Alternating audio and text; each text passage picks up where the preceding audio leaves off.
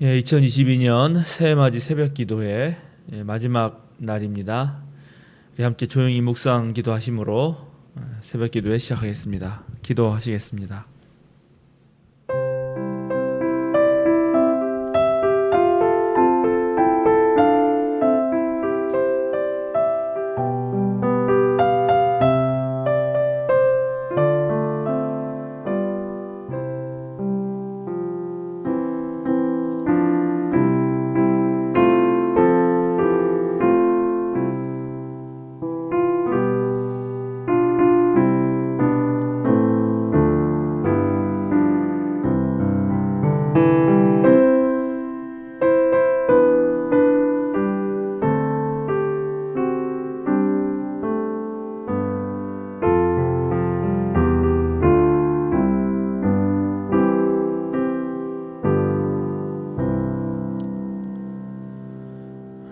새해맞이 새벽기도의 마지막 날을 맞이해서 다시 한번 우리의 마음을 굳게 하며 사도신경으로 찬송 545장 하시겠습니다.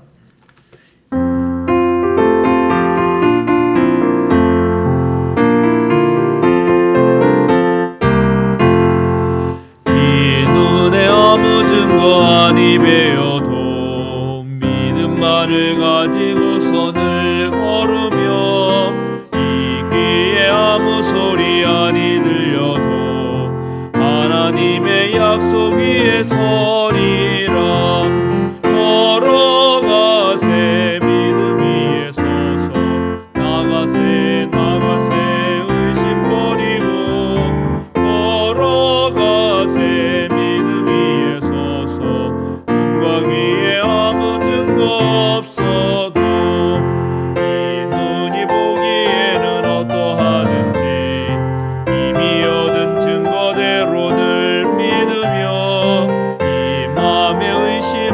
살아갈 때에 우리 소원 주 안에서 이루리. 걸어가세 믿음 위에 서서 나가세 의심 버리고 걸어가세 믿음 위에 서서 눈과 귀에 아무 증거 없어도 주님의 거룩함을 두고 맹세한 주 하나님 아버지는 참 이쁘다. 그 귀한 모든 약속 믿는 자에게 능치 못할 무슨 일이 있을까. 걸어가세 믿음 위에 서서 나가세 의심 버리고 걸어가세 믿음 위에 서서 눈과 귀에 아무 증거 없어도. 아멘. 우리 공동기도문으로 함께 한 목소리로 하나님 앞에 기도합니다. 하나님, 우리에게 새로운 시간을 허락하심에 감사드립니다. 새해 주님이 주신 모든 것들을 아끼고 사랑하게 하시고 이 세상 또한 주님의 사랑으로 품게 하소서. 그러나 동시에 세상의 풍조에 휘둘리지 않도록 하나님과 동행하는 지혜를 주소서. 세상에 적응하는 데만 급급한 삶이 아니라 도리어 세상을 하나님의 나라로 만드는 저희가 되게 하소서. 하나님 안에서 우리의 욕망을 비워내고 진리 안에서 자유롭게 되어 주님께서 사랑하는 것을 사랑하게 하소서. 세상의 좁은 길이 하나님을 믿는 신앙 안에서 대로가 되게 하소서. 불가능한 중에도 하나님의 도우심을 바라며 언제나 가능성을 보게 하소서. 올 한 해 악에게 지지 말고 자신을 세워가며 하나님을 위하는 마음 또한 허락하소서. 우리 주 예수 그리스도의 이름으로 기도드립니다. 아멘. 오늘 주신 하나님의 말씀 보겠습니다. 히브리서 11장 6절에서 8절 말씀입니다. 히브리서의 말씀입니다. 히브리서 11장 6절에서 8절 말씀.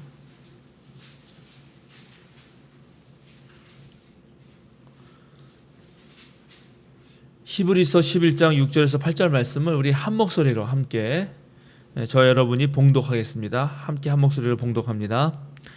믿음이 없이는 하나님을 기쁘게 해드릴 수 없습니다.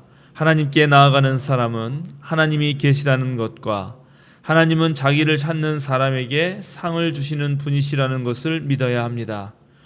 믿음으로 노아는 하나님께서 아직 보이지 않는 일들에 대하여 경고하셨을 때 하나님을 경외하고 방주를 마련하여 자기 가족을 구원하였습니다. 이 믿음을 통하여 그는 세상을 단죄하고 믿음을 따라 얻는 의를 물려받는 상속자가 되었습니다. 믿음으로 아브라함은 부르심을 받았을 때 순종하고 장차 자기 몫으로 받을 땅을 향해 나갔습니다. 그런데 그는 어디로 가는지를 알지 못했지만 떠난 것입니다. 아멘. 예, 오늘 제가 이 말씀으로 믿음으로 나아가라 하는 제목으로 함께 새벽기도 마지막 기도회를 하면서 하나님의 뜻을 살펴보려고 합니다. 여러분 잘 아시는 대로 이 히브리서 11장은 믿음장이라고 불리는 장입니다. 믿음의 본질이 무엇인가? 믿음의 본질은 우리가 경험하는 세계의 배후를 깨닫는 것에 있습니다. 즉 우리에게 주어진 세상, 우리에게 드러난 세상은 저절로 생겨난 것이 아니라 하나님의 말씀으로 생겨났고 또 하나님의 크고 놀라운 섭리 안에서 움직인다는 것, 그것을 신뢰하는 것이 바로 믿음입니다. 히브리서 11장에는 이스라엘 역사 가운데서 우리들의 믿음의 본보기가 될 만한 그런 선배들을 쭉 나열하고 있습니다. 그러면서 믿음을 하나씩 설명해 나가는데 오늘 우리가 읽은 이 본문에는 노아와 아브라함이 언급됩니다. 노아는 눈에 보이진 않았지만 홍수가 닥칠 것이라고 하는 우리 하나님의 말씀을 확신하고 행동한 사람입니다. 그런데 당시 사람들은 노아의 경고에도 하나님께로 돌이키지 않았고 결국은 홍수의 심판 속에서 모두 죽고 맙니다. 어떤 면에서 보이는 것만을 쫓는 사람들에게 노아가 하는 말을 믿는다는 건 쉬운 일이 아니고 오히려 노아가 미친 사람처럼 그렇게 느껴졌을지도 모릅니다. 작년 말에 영화관에서 개봉했고 최근에 넷플릭스에도 아주 인기를 끌고 있는 영화 하나가 있는데요. Don't Look Up이라는 영화입니다. 위를 보지 말라 그런 것이죠. 올려다보지 마라. Don't Look Up. 영화 아주 훌륭한 영화입니다. 여러분 정말 꼭 추천해드리고 싶고 생사설전에서도 언제 한번 그 영화 보고 해도 좋을 것 같아요. 디카프리오, 잘생긴 레오나르도 디카프리오가 나온 영화인데 어느 대학 한 연구실에서 박사 수료생이 혜성 하나를 발견합니다. 놀라운 발견이었기 때문에 처음에 그냥 존 홉킨스 대학인가 하는 대학인데 엄청 그냥 환호성 터뜨리죠. 그 연구 랩실에서. 그런데 그 혜성이 이제 궤도를 교수님이랑 이렇게 계산을 하다가 모두 경악을 금치 못하게 되는데 혜성의 크기는 무려 5km에서 10km 정도 되는 정도의 크기였고요. 그러니까 에베레스트 산만한 정도의 크기였습니다. 에베레스트 산 밑바닥이 그 정도 되거든요. 그리고 그것이 정확하게 6개월 14일 후에 지구와 충돌하게 되어 있는 것입니다. 그리고 그 계산치가 아무리 계산을 해봐도 99.78%, 그건 거의 100% 충돌하는 것입니다. 이 사실에 경악을 한 이 교수와 박사 수료생이 이제 같이 연구하는 동료들에게 알리고 전 세계 동료들에게도 이제 막 알리고 이거를 어떻게든 막아야 되기 때문에 어떻게 할까 하면서 알리는 차에 이제 미국이니까 백악관으로 불려갑니다. 근데 백악관에 갔더니 이 대통령이라는 게 정치인이 이 사람 얘기를 듣는 데는 별로 신경을 안 쓰고 이게 자기 선거에 어떤 영향을 미칠 거에만 신경을 쓰는 겁니다. 그래서 그냥 뭐 인터뷰를 했는데 별건 아닌 것처럼 하고 돌려보내주거든요. 그러니까 이 다급한 이 교수하고 박사 수료생이 아주 어떻게 해가지고 유명 TV 프로그램에 이제 가서 알리려고 참여를 합니다. 근데 TV에 갔더니 언론인들도 그 얘기가 중요한 게 아니라 시청률이 얼마나 오나 이것만 중요하고 그냥 농담 툭툭 던지면서 뭐 어떻게 벙커라도 파야 되나요? 뭐 삽을 다 모두 사야 될까요? 뭐 이런 얘기를 막 하는 거예요. 그러니까 엄청나게 이제 실망을 하고 이제 괴로워하죠. 그런데 대통령 선거 다음 선거에서 현직 대통령이 진다고 하는 그 위기가 너무나 명확하게 나오니까 다시 이들을 불러가지고 이 정치적 위기를 어떻게 헤어나갈 돌파구로 이 사람들을 사용합니다. 그래가지고 이제 정말 해성이 다가오고 있고 이걸 우리가 멋지게 이제 해결할 거다 이렇게 딱 선전선포를 하면서 순식간에 이제 대통령의 그 인기가 올라가는 거예요. 그렇게 해가지고 진짜 그 우주선을 띄워서 그 해성을 폭파시키는 작업을 하거든요. 근데 우주선이 올라가다가 다시 선회에서 되돌아옵니다. 이게 어떻게 된 일인가 하고 봤더니만 그 영화에서 세계 최고의 대기업으로 나오는 그 어떤 그룹이 있는데 그 그룹 회장이 그 해성을 자기네 나름대로 연구를 해보니까 그 해성에 지구에는 없는 엄청난 자원이 있다는 거예요.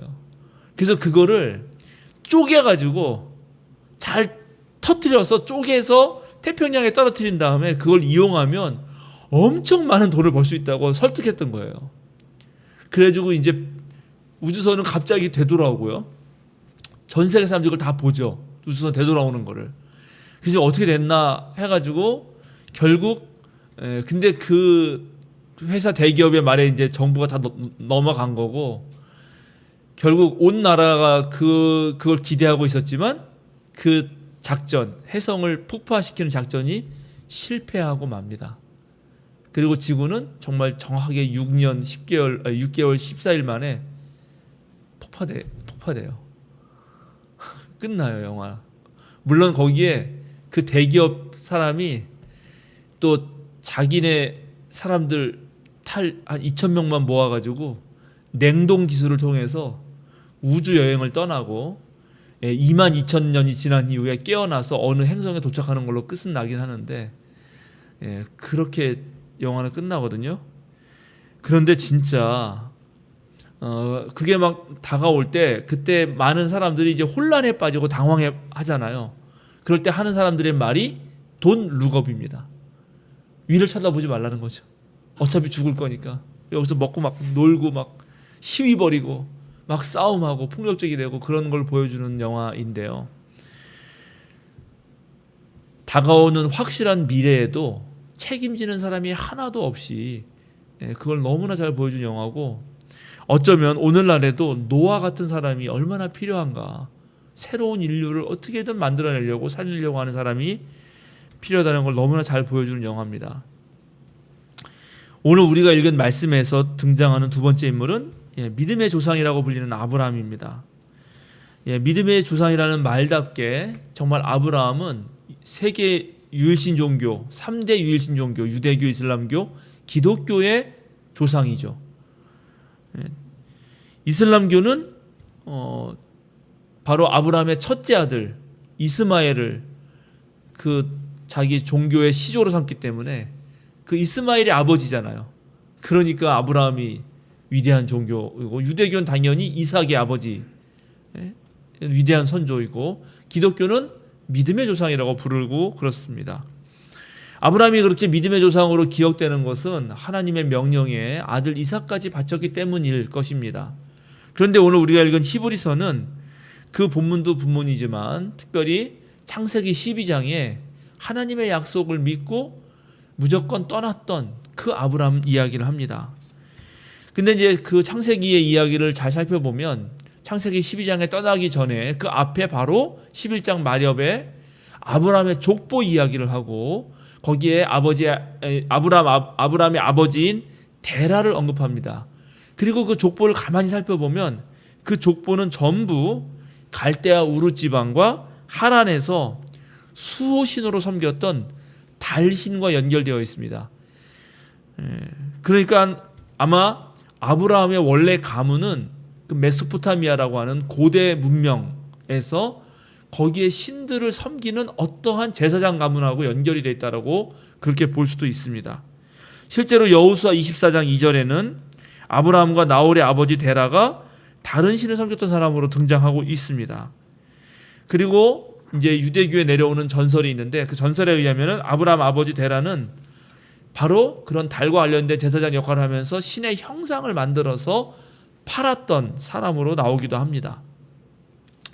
실제로 갈대아 우르에는 유명한 신들의 집이 있었고 데라는 거기서 이제 그런 신들의 형상을 만들어서 팔았는데 어느 날 데라가 자리를 비운 사이에 첫째 아들이었던 아브라함이 그 우상들을 잔뜩 만들어서 세워놓은 그 산당에 들어가가지고 거기에서 제일 큰 우상을, 제일 큰 우상의 그 손에다가 망치를 하나 딱 쥐어놔주고 그 나머지 우상들을 전부 다 부숴버렸습니다. 아브라함이.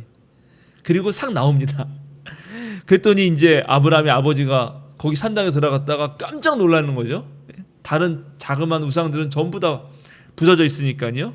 그래가지고 아브라함을 불러가지고 너 아버지 없는 사이에 이게 어떻게 된 일이냐, 이게 다짜고짜 묻습니다. 그랬더니 아브라함이 아버지 데라한테 하는 말이 저거 보라고 지금 저 큰 우상이 망치를 들고 있지 않냐고, 저놈이 다 때려부신 것 같다고 이렇게 말을 하는 거예요. 그러니까 데라가 어떻게 저게 살아있는 게 아닌데 그렇게 할 수 있냐 이렇게 말을 하죠.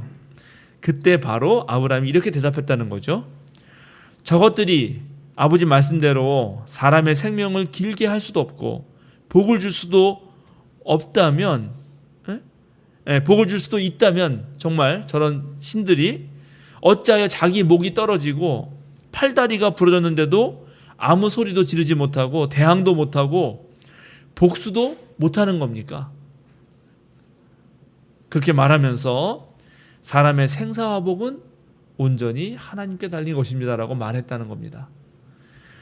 그러니까 이렇게 아브라함은 벌써 옛날부터 그 당시 사람들이 막 물건 만들고 거기다 절하고 섬기는 그런 가치관을 뛰어넘은 사람으로 등장합니다.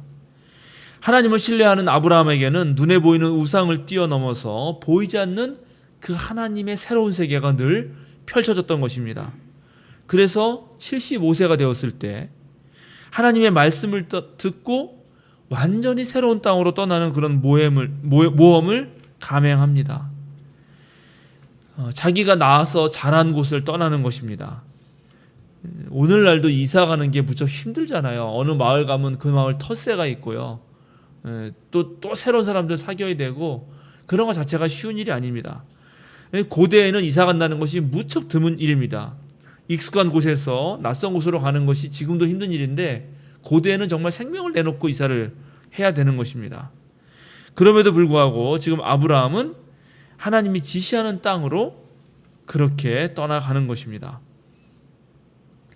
특별히 아브라함이 원래 머물렀던 그 갈대아 우르, 거기는 지구의 4대 문명이 발생했던 그런 중에 하나이고 문명의 중심지였습니다. 그러니까는 오늘날로 말하면 가장 번화한 곳, 가장 살기 좋은 곳, 가장 사람들이 많이 몰리는 곳입니다. 그러니까 그런 데를 포기하고 완전히 낯선 시골, 아무도 없는, 어떤 희망도 볼 수 없는 그런 데로 가는 거죠. 우리말에도 사람은 나면 서울로 보내고 말은 제주도로 보내라고 그런 말이 있는 게 왜 있는 겁니까? 그죠? 우리 이준희 장로님도 그 진도에서 다 서울로 올라오신 거 아니에요? 진도에서 목포로 유학 오셨다 그러셨나? 예, 유학도 목포로 오시고 다 그런 이유가 있죠. 그런데 오히려 아브라함의 길은 반대였다는 것입니다. 이게 신기한 거죠. 그러면 떠나와서 잘 됐냐 아브라함이? 여러분은 잘 됐다고 생각하시는데 성경을 가만히 보면 아브라함의 일생은 어느 정착지에 한번 편하게 머문 적이 없습니다. 아버지 데라를 따라서 일단 우르에서 하란으로 떠났고 또 하란에서 스스로 떠나서 세겜으로 갔다가 베델로 갔다가 아이로 갔다가 네겝으로 갔다가 그렇게 계속 떠돌이 생활을 합니다. 근데 네겝 지방에서 조금 머물려고 했는데 거기에 또 기근이 들어가지고 이집트로 피신을 가죠. 여러분 이집트 내려가가지고 또 목숨의 위협을 느껴서 자신의 아내인 사라를 물론 뭐 친척 먼 친척 누이기도 했지만 누이라고 속이기까지 했었던 것. 그런데 다행히 하나님이 살려주셔서 이집트를 빠져나왔는데 거기서 또 떠도는 것입니다. 다시 네겝으로 가고 또 베델로 가고 그리고 헤브론으로 갔다가 또 브엘사바로 갑니다. 우리 전설의 원사님도 이사 수도 없이 하셨는데 계속 그렇게 떠도는 삶을 살았던 것이 우리 아브라함의 일생이었습니다. 정말 사랑하는 아내 사라가 죽었을 때도 자기 땅 한 평이 없어서 헷사람, 히타이트라고 하는 문명의 사람인데 그 사람들에게 땅을 사서 거기에 묻었어야 했던 것이죠. 그런데 하나님이 뭐라 그랬습니까? 이런 아브라함을 통해서 모든 민족이 복을 받을 것이다. 도대체 이 말이 무슨 뜻일까요? 정작 아브라함 보면 땅 한 평 없었던 사람인데 이 사람을 통해서 모든 민족이 복을 받는다는 게 성경이 무슨 말을 하고 싶은 것인가 하는 것입니다. 정말 아브라함이 위대한 믿음의 사람으로 인정된 것은 바로 그가 안정되고 풍요로운 정착 생활을 했기 때문이 아닙니다. 오히려 끝없는 여정을, 끝없는 떠돌이의 삶을 살면서도 그 무엇에도 집착하지 않고 그 어느 곳에서도 안주하지 않는 삶을 살았기 때문에 어떤 어려움이 와도 탄식하거나 절망하지 않고 정말 하나님의 약속을 믿고 계속 떠날 수 있었기 때문에 바로 믿음의 사람이 된 것입니다. 네, 그리스도교가 가장 경계하는 것이 우상숭배인데 우상숭배가 뭡니까? 우상숭배는 바로 자신이 가장 편하고 좋다고 하는 그곳에 그저 머무르는 것입니다. 그리스도교가 말하는 죄는 결국 우상을 섬기는 것인데 그것은 눈에 보이는 안정성 그리고 몸으로 느껴진 것만을 갈망하고 아주 일시적인 사물에 집착해서 그것을 영원히 소유하고 싶은 자기중심적인 욕망입니다. 이 자기중심적 욕망은 언제나 우상으로 바뀔 수 있다는 사실을 아브라함은 알았던 것이고 늘 떠나는 삶을 삽니다. 진정 복 있는 삶이 무엇인가? 많은 사람들은 풍족하고 넉넉하고 여유롭게 사는 것이다 이렇게 생각할 것입니다. 그런데 바로 그게 우상입니다. 어쩌다 보면 그러니까 뭔가 내가 부족하다고 느낄 때 내가 뭔가 결핍되어 있을 때 그때 우리는 더욱 순수해지고 더 나은 내가 되려고 노력하고 더 신앙이 깊어지고 더 하나님께 간구하는 그런 우리의 모습을 보게 되죠. 정말 부족한 걸 채우려고 노력할 때 거기에서 이전에 없던 것이 생기고 새로운 것이 만들어지고 바로 그것이 문명을 일궈오는 것이고 그것이 진보하는 것입니다. 바로 믿음도 그런 상황을 통해서 성장하는 것입니다. 아브라함의 이야기를 성서에 적은 사람들이 생각했던 믿음이 바로 이런 것이고 그들이 생각했던 복이 바로 이것입니다. 어딘가에 안주하지 말고 하나님을 믿는 신앙을 가지고 하나님이 지시하는 땅으로 모험을 하라. 그런 도전 정신이 있을 때 아브라함처럼 믿음의 조상이 될 수 있다고 말하는 것입니다. 그런데 실제로 모든 것을 하나님께 맡기고 도전해 본 사람, 그런 사람만이 깨달을 수 있는 게 있습니다. 그게 뭐냐면 실제로 나를 먹이고 살리는 거, 모든 존재를 생명 있게 생명을 주고 살게 하시는 분이 하나님이시구나. 내가 아니라 하나님이시구나를 진짜 알게 됩니다. 그런 분이 누구셨나? 예수님이셨죠. 예수님은 갈릴리의 비옥한 토지에서 온갖 곡식이 자라나는 것을 보시고 하늘에 새들이 날아가는 걸 보시고 들판의 백합과 들풀들이 자라는 것들을 눈여겨보셨습니다. 그분은 어느 거 하나도 지나치는 것이 없었습니다. 저 새들은 무엇을 먹고 도대체 어떻게 살아가는 걸까? 저 들판의 꽃들은 어떻게 자라는 것인가? 농부가 수고를 하긴 하겠지만 농부가 잠을 자는 사이에도 저것들은 스스로 자라지 않는가? 과연 누가 애쓰고 누가 키운다는 것인가? 예수님은 온전히 하나님께 자신을 열어놓으셔서 정말 이 우주 전체에 하나님의 손길이 미치지 않는 것이 단 하나도 없다는 것을 알게 되셨습니다. 빵 한 조각의 값이 1아사리온인데 그리고 2아사리온이면 참새 5마리를 살 수 있었는데 그렇게 값싸 보이는 참새 한 마리가 떨어지는 것도 하나님 허락 없이는 안 되는 것이다. 내일 아궁이에 던져질 들풀 그 하나도 하나님은 입히시고 있구나. 우리의 머리카락 한 올 한 올도 하나님이 세시는구나 하는 것을 우리 예수님은 알게 됩니다. 제가 마지막으로 이제 이혜인 수녀님의 시 한 편을 읽어드리려고 하는데요. 이 시를 읽으면서 또 우리 예수님이 느꼈던 그 하나님, 또 아브라함이 믿었던 그 하나님의 은총과 하나님의 보살핌을 여러분도 느끼시면 좋을 것 같습니다. 이 시를 통해서 2022년도 하나님을 믿는 믿음 안에서 새로운 안목과 새로운 길을 열어가면 좋겠습니다. 주님을 기쁘시게 할 뿐만 아니라 먼 길을 떠나는 그런 어떤 철새의 당당함을 가지고 저 높은 그리고 텅 비어있는 하늘을 홀로 날지만 엄청 자유로운 그러한 어떤 뭐랄까요? 행복을 여러분 누리시면 좋겠습니다. 이혜인 수녀님의 가난한 새의 기도라는 시를 읽어드리겠습니다. 꼭 필요한 만큼만 먹고 필요한 만큼만 둥지를 틀며 욕심을 부리지 않는 새처럼 당신의 하늘을 날게 해주십시오. 가진 것 없어도 말과 밝은 웃음으로 기쁨의 깃을 치며 오늘을 살게 해주십시오. 예측할 수 없는 위험을 무릅쓰고 먼 길을 떠나는 철새의 당당함으로 텅 빈 하늘을 나는 고독과 자유를 맛보게 해주십시오. 오직 사랑 하나로 눈물 속에도 기쁨이 넘쳐날 서원의 삶에 햇살로 넘쳐오는 축복. 나의 선택은 가난을 위한 가난이 아니라 사랑을 위한 가난이기에 모든 것 버리고도 넉넉할 수 있음이니 내 삶의 하늘에 떠다니는 흰 구름에 평하여 날마다 새가 되어 새로이 떠나려는 내게 더 이상 무게가 주는 슬픔은 없습니다. 이제 하나님만 믿고 위대한 모험을 떠나시는 여러분의 2022년의 신앙의 일정에 하나님의 은혜와 축복이 함께 하시기를 하나님의 말씀, 하나님의 믿음, 그리고 우리 예수 그리스도의 이름으로 축원합니다. 이제 함께 우리 또 마음 모아서 기도하는 시간 갖겠습니다.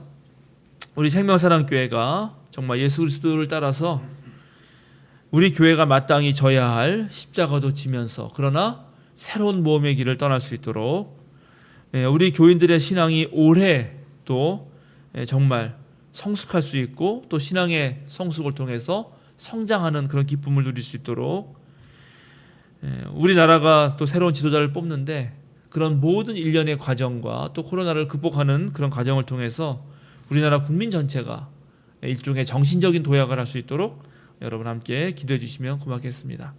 함께 기도하겠습니다.